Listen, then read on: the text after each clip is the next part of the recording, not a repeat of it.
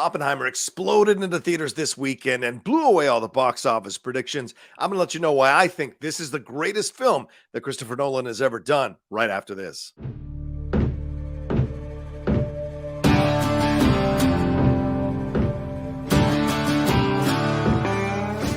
Hey everyone, it's the Outlaw John Rocha here with my spoiler review for Oppenheimer. Spoiler review. I want to make that very, very clear. This is a 3-hour movie. I don't have time for a 5-minute non-spoiler review. I already talked about it on Twitter and Instagram, but I want to dive deep into this movie, talking about the things that I liked and didn't like about the movie. And I wanted to take the whole weekend to really kind of let the movie sink in and consume me and think about all the things that were brought up in this film. So that's why it's coming out, my spoiler review, on a Monday, because I really needed time, plus Comic-Con and everything that was going on. So I'm here now, fully focused, ready to talk about this movie. There are certain films that come along and they deserve much more of your attention when you're doing a review, much more of your mind and your thoughts about a movie, and this is one of those movies, and I'm excited to be diving into it. Reminding you real quick, please subscribe to the channel down below. Hit that subscribe button, hit that bell button so you're dropping all the content we do on the Outlaw Nation channel. I'm wearing an Oppenheimer shirt, which I got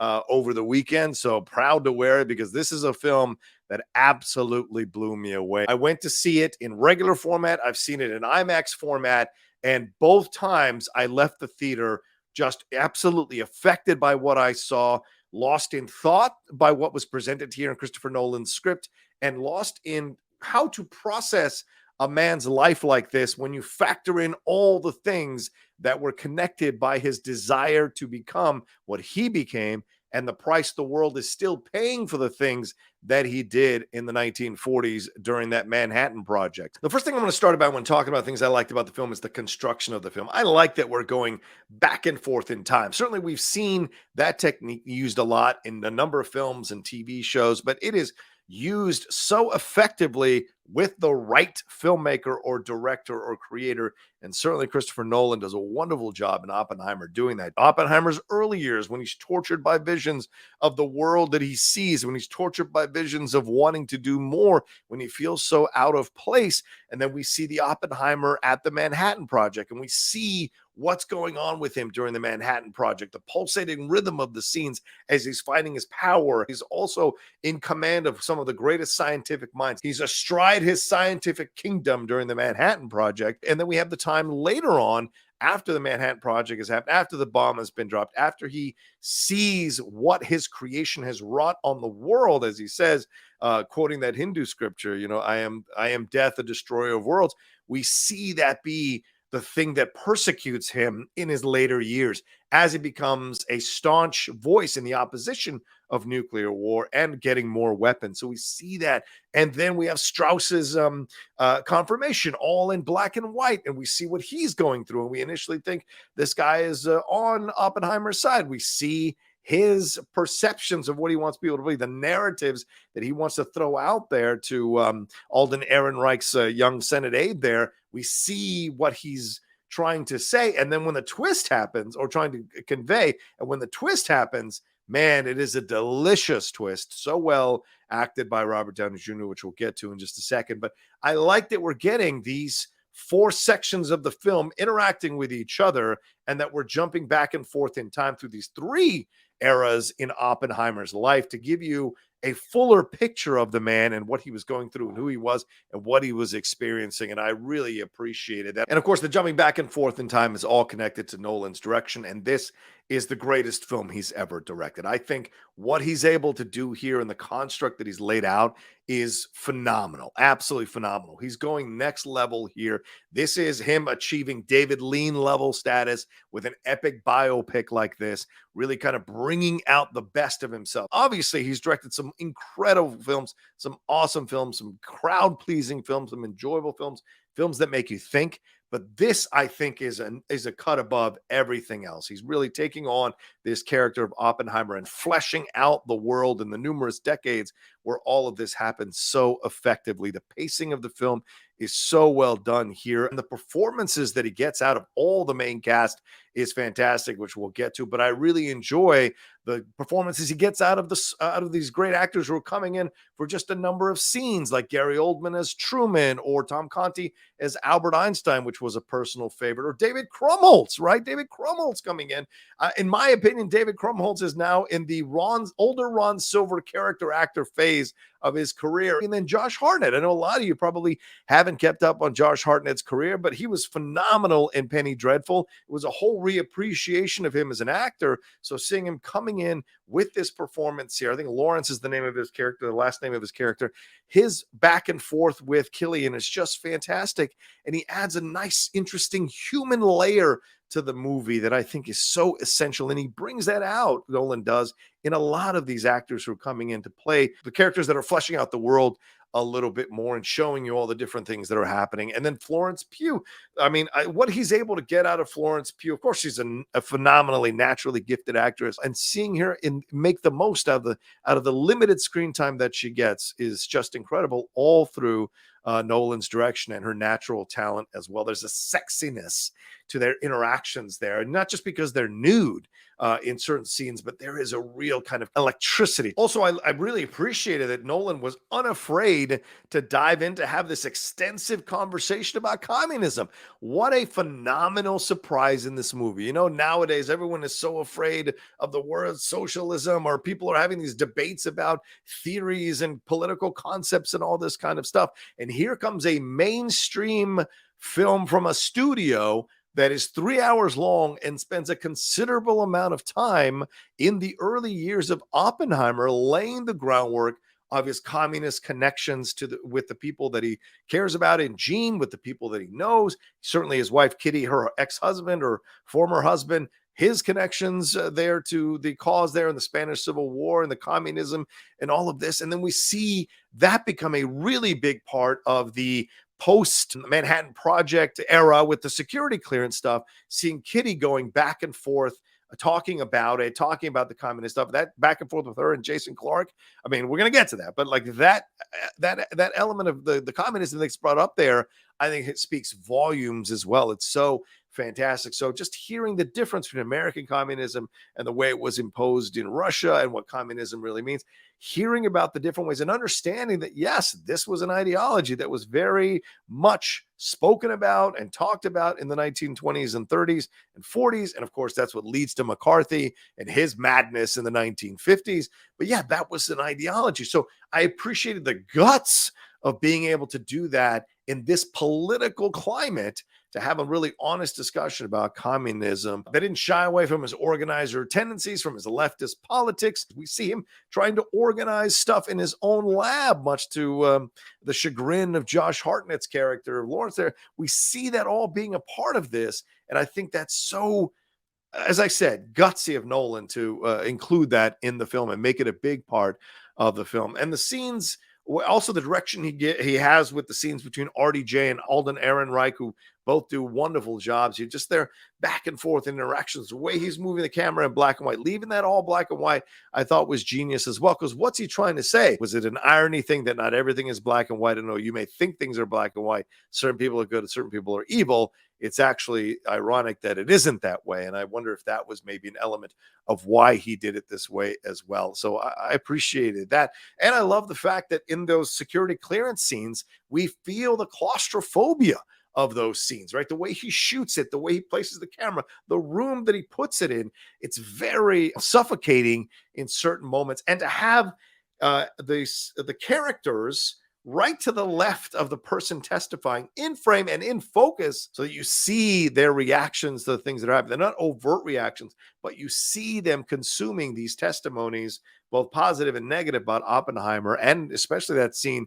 when Oppenheimer is quizzed about his one night with Gene while he was married to Kitty, and how important that situation was and her reaction to it. I just thought that was phenomenal. You feel the weight of their words as they answer in defense or in the vilification of Oppenheimer. And it's every bit as effective as any string of sequences in the movie, which I really enjoy. But really, it's the Manhattan Project where he shines the most, right? It takes us a while to get there because we have to establish who he is, and we have to kind of establish what's going on in all these different timelines, or different sections rather, of the movie, different sections of his life. But it's an incredible combo here when we get to the Manhattan Project, of intelligence and a race against time. These new characters and current characters and old characters being thrown in at opportune moments. For example, we meeting Brana at the beginning of the movie there, but his points of views and his philosophy, how that influenced Oppenheimer, and seeing him show up later in the movie while Oppenheimer is running the Manhattan Project and telling him, I'm not joining this thing. You can handle it. You can do it, but I don't want to be a part of it. I thought that was so interesting. And then all these new people coming in to be a part of it. And then as the Manhattan Project goes along, and you see the stakes in every second of these sequences, as we're building to the building of the bomb, as we're building to this tension and this fear of like, are we going to beat the Germans? Are we going to beat the Nazis? All of that is just pulsating throughout the movie, which I really enjoy. And then we get to the Trinity site explode, the explosion there that happens, and the way he shoots that, building up to that explosion, the rain, all of that, the tension and the fear and the worry, the fact that they're under a time constraint because Truman wants to be able to use this in the Potsdam Conference with Stalin and Churchill. So we see there's a lot of pressure to get this thing right. And then removing the sound. It was so similar to the Holdo maneuver in The Last Jedi, right? We see that ship slams into the First Order ship, and then all the sound goes away, and we just see this flash of white light in space with that crash.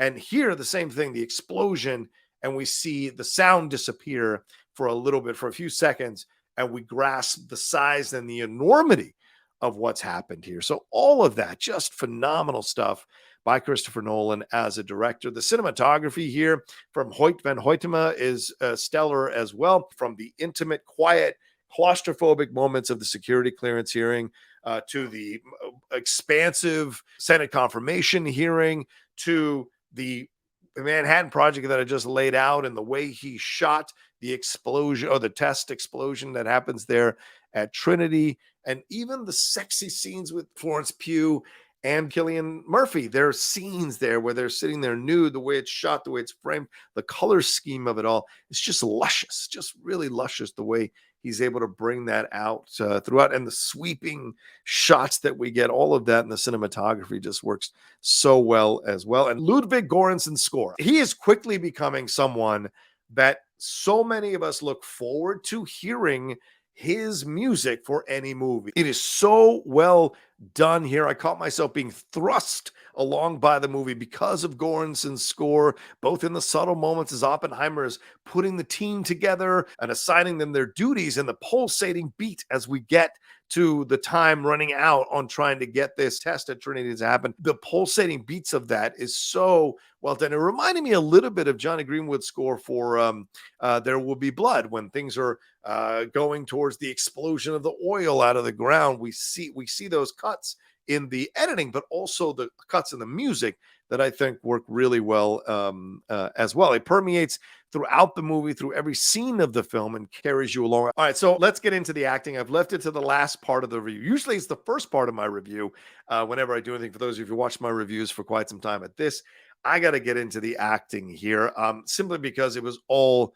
just stunning. Everyone, it didn't just bring their A game, they brought their A+ game for the most part. There's one person who I don't think 100% got to where they needed to get to. You know, as much as I think this is Nolan's crowning achievement as a filmmaker, I also think this is Cillian Murphy's crowning achievement as an actor. It's all so well acted by Cillian. I mean, his Oppenheimer in all the different sections of his life is brought to such vibrant and interesting life throughout. Look, he's not an easy guy to connect to, and certainly that, if you read anything about Oppenheimer, that's the prevailing feeling about him from a lot of people, is he wasn't the easiest guy to get to know, the easiest guy to work with, the easiest guy to be in love with. But I think Cillian Murphy, with his sunken eyes, with his soulful stares, with his measured line delivery in certain moments, he keeps you on the edge of your seat because you don't know what he's going to say. You don't know how he's going to make certain things happen, but he finds a way. And then when he hears about Jean's death, when he's told about Jean's death and the absolute destruction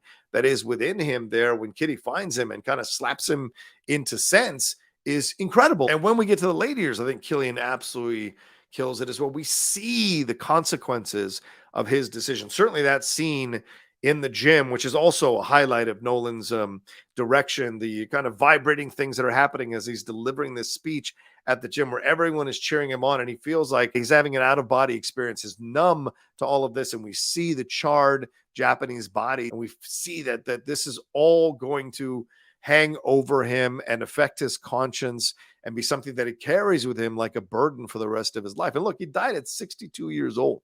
62, that's it. I can't even imagine carrying the weight. And as he says when he tells Truman, I have blood on my hands, even though Truman calls him a crybaby, we see him take all this stuff on, and Kitty herself just so frustrated that he won't fight, seeing his colleagues turn on him in those security clearance meetings. And we see the performance from Cillian radiating out this sense of like, there's nothing I can do. He's broken, right? The mental health struggles that he had when he was younger coming back now as an older man. Even though we have these triumphant moments at the end with him and the comeuppance of Strauss, it still feels like something that he is carrying around and never going to let go as well. And I thought Emily Blunt makes the most of her limited screen time here. She is a steely dynamo from the moment they have these interactions and flirting with each other, to where they're riding on the horses, to where she's shaking him awake from this idea of the pain of the losing Jean, to where she is the one that tells him he's got to fight and is frustrated that he won't fight. And I like that Emily gets those moments, but really,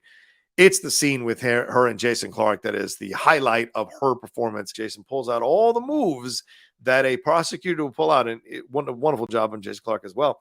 And then she turns the tables on him and sets him back on his heels. Well, I mean, Emily Blunt is such a phenomenal actress, one of the sweetest people from all accounts that you'll ever hear. She does a wonderful job in those romantic comedies, but when she's called upon to bring some steel to a role, my God, does she rise to the occasion. And certainly she does here in her scene, which I think is fantastic. Florence Pugh also getting limited screen time as well, but is so impactful. And I do think the film makes a mistake in not connecting her struggles with depression that are clear, if you've ever known anyone who suffers through that stuff, to the extreme level that she did. And she, from all accounts, she suffered from bouts of clinical depression, which is really severe. And his depression when he was younger. Nolan kind of doesn't dive too deep into that, which I think would have been really important to connect. If you're going to limit the screen time of Florence Pugh's Jean, then I think you could have spent more time having the connective tissues here, having Oppenheimer reflect on their connection through this shared understanding of each other's mental health struggles. I think there could have been more of that established to give more weight to her character, so that when she passes, we understand why Oppenheimer is so destroyed by this. But I mean, Robert Downey Jr. is also someone you got to highlight in this movie. Good God Almighty. What a wonderful performance here from Robert. Look, Robert has tricks. Everyone loves Robert Downey Jr., but he has tricks as an actor, and you just kind of ignore them because you're just like, I love watching him on screen. I love his presence on screen. So when he delivers something that is, for the most part, devoid of his tricks, it is a joy to experience here. It's a restrained, clever, wounded, and angry bit of acting from him that really shows you the potential that Robert Downey Jr. has as an actor when he's under the guidance of the right director, as he is with Christopher Nolan. This is an Oscar-worthy performance. From the initial things you see, he's like a victim in his mind when he's telling the narrative to Alden Ehrenreich. But when the switch happens, oh my God, the devilish smile and smirk that he has as he's put one over, or he thinks he's put one over on Ehrenreich. And then when Rami Malek's character comes in and essentially turns on him and starts telling all the truth, spilling all the tea there in that hearing, and his reaction to it all, and his frustration in the room afterwards, and then his humiliation when he finds out that he's been not confirmed to the position, which is the first time I think in decades someone had been confirmed to a cabinet position. We see that weigh on RDJ. So just wonderful work here overall from Robert Downey Jr. as well. But Alden Ehrenreich deserves an incredible amount of love for the work that he does in the movie as well here. I mean, kind of sliding in. He wasn't one of these people that was trumpeted to be in the movie that strongly, But when he is in this, he gives as good as he gets with RDJ. In essence, for the scenes with RDJ, he is the audience. He is us. And so we are caught up in the narrative. We're caught up because already we've seen these things about Oppenheimer that aren't 100% positive. So we can believe why someone who Oppenheimer saw as lesser than in terms of intelligence would be slighted by Oppenheimer, and we can feel sympathy for him. So that when the turn happens, he becomes this guy who couldn't let it go, this bitter, frustrated guy who wanted his revenge on Oppenheimer. So then we switch and want the comeuppance on Strauss. So it's just so well done through Alden Ehrenreich's performance. We are connected with him going on this journey throughout as well. So as for the things that I didn't like about the movie, I've already spoken about the underwritten roles for Florence Pugh and Emily Blunt. Now, the one actor that I think is an issue in the movie, is miscast in the movie, I will say, is Matt Damon. I just don't buy him as this general. The general was over 6 foot tall. From all reports, he was an imposing man. But like, this is a man who built the Pentagon, who oversaw the building of the Pentagon and oversaw the leading of the Manhattan Project. And I think Damon at times comes off as unrealistic, especially when he's like, "How about this being the greatest, the most important thing in the world?" You know, that scene is just so, has no real reality to it in what he's doing. It's a little frustrating. He's better in the quieter moments, certainly later on when they're doing the security clearance hearing. That is a great scene with him when he is giving you a much more rounder picture of Oppenheimer and in essence defending him. I thought he did a wonderful job of the soulfulness of his responses in the back half or in that section of the movie. But in the Manhattan Project, he doesn't come off as much of a foil as he needs to be. He doesn't come off as much of as a sounding board as he needs to be. There's not enough of the back and forth with them that are believable. He doesn't radiate that military energy. And look, I've seen him in Courage Under Fire. I've seen him in the Green Zone. So he has that ability to play certain elements of the military, but playing a guy who's about to be a general, Damon doesn't convey that. He doesn't have that older foundational energy that you need to have for a character like this. So I just think he was miscast in the role. I also think the film is about 15 minutes too long. The back half of the movie, I mean, after the Trinity stuff happens, we know that it's like 45 minutes, I think, of the movie is everything that happens afterwards, is this very long denouement all the way to the end of the movie. And I think we could have cut that 10 or 15 minutes out of that final third of the movie or final section of the movie. And it's still been effective. So it just felt at times like, okay, let's get to his comeuppance. Let's get to his comeuppance. We know it's coming. And I do think that we should have seen the footage in some way or shape of the destruction of Hiroshima, of Nagasaki. So we could have connected to the guilt and the consequences that he felt. It wasn't enough to have him just step on a charred body. It wasn't. And there are scenes, there's a scene of him seeing the footage of what he had wrought on the world. And I think it would have been important for us to see the footage through his point of view, through his perspective. It is called Oppenheimer. It is still a part of his life, a very big part of his life after the bomb is dropped. So why aren't we seeing that affecting him? So I've seen people say, well, it's about Oppenheimer. Yes. And him seeing these things affected Oppenheimer. So we need to see him see these things, not just watch him, but we need to see the things that he is seeing so we can understand why it's affecting him, so that in that section of the movie where he's not fighting and he's not pushing back and he feels like maybe he's getting a comeuppance and maybe he's kind of self-punishing by not fighting back so hard in that security clearance section of the film, we understand that it's because he feels the guilt of the deaths of all these people. We're not just told that. We feel it viscerally by having seen it. So I think that's an important part of this movie that was missing. And I think it could have been a very strong element of the film to get us to feel his journey even more so in the movie. And I think Nolan did it because he wanted to keep Oppenheimer as a sympathetic protagonist. I think maybe Nolan felt like that had the danger of turning people off to his Oppenheimer. In the end, I give the film 4.75 cowboy hats out of 5 cowboy hats here. I mean, it's my favorite film of 2023, bar none. Nolan's direction, the cinematography, the score, the performances, and the overall effect of the film. There's so much I'm left with to consider and ruminate on and process. And I didn't bring this up earlier, but I also think Nolan, in a way, and I wonder if this was on purpose I haven't seen him talk about this anywhere yet, and I haven't seen all the interviews, so maybe he has already. So excuse my ignorance if I haven't seen it. But the fact that he brings up the technology of this weapon and its power to change our world, and after the bomb has been dropped, the world is never the same. I couldn't help making the connections to the battles we're having now over artificial intelligence, over AI, the battles we're having in our society about how this technology is going to change us, destroy lives, put people out of work.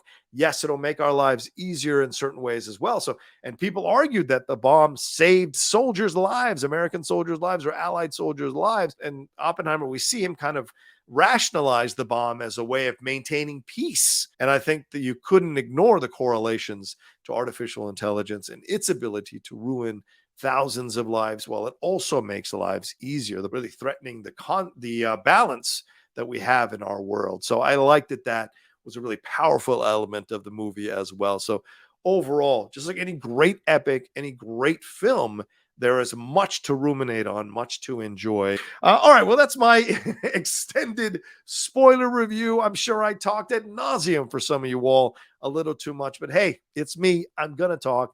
When I love a film, I enjoy talking about it extensively and really bringing out my joy of the film. And I hope I haven't annoyed some of you on this review. Maybe some of you might say to me, "Hey, your review is about 10 to 15 minutes too long." So we'll see. But hey, if you see it, or if you've seen it, or you go to see it, let me know what you think about Oppenheimer down in the comments section below. Let me know what you thought about the things that I brought up in this review in the comments section below. Is there anything else that you wanted to talk about or were hoping I would talk about in the review? Let me know down in the comments section below. Always open to hear y'all's points of views. You guys are a great bunch of followers and subscribers, and I always appreciate y'all's points of views and perspectives on films as well. They always leave me thinking about it in new and different and interesting ways, which I appreciate and I'm honored by. Honestly, I'm honored by you all watching my reviews and commenting down below. It means the world. So thank you so much for watching this. Please remember to subscribe to the channel down below. Hit that subscribe button, hit that bell button, and see when we're dropping all the content we do. If you're watching this on the day that I'm dropping it, later on today at 5 p.m. PT Live, the Geek Buddies are going live to talk about all our experiences at Comic-Con and all the footage and announcements that were made at Comic-Con. So come and join us live at 5 o'clock for that conversation. Trust me, it's going to be a lot of fun. All right, thank you all so much for watching this spoiler review of Oppenheimer. Look for my Barbie spoiler review coming out tomorrow, and I'll talk to you next time with another brand new review here on the Outlaw Nation.